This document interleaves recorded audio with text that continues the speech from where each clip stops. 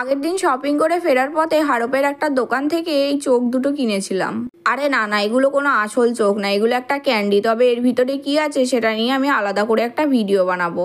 আজ আবার আমাদের ইলিশ মাছ হয়েছে, আর আমাদের বাড়িতে ইলিশ মাছ হলে আমি তো ওই ইলিশ মাছ ভাজার তেল দিয়েই ভাত খেয়ে নিই।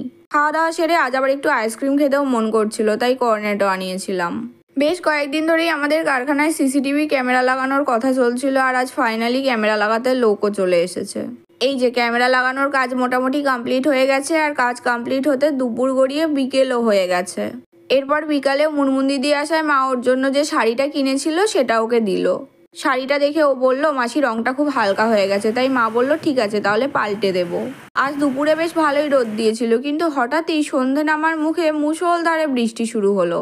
আজ আবার বাবা কলকাতা থেকে মায়ের আর মাসির জন্য শাড়ি কিনে এনেছে। মা এবারে বাবাকে মায়ের জন্য ছাপা শাড়ি কিনতে বলেছিল, তাই বাবা মায়ের জন্য ছাপা শাড়িই কিনে এনেছে। শাড়ি দেখা হয়েছে, তাই তালের পরোটা নিয়ে ডিনারে বসে গেলাম।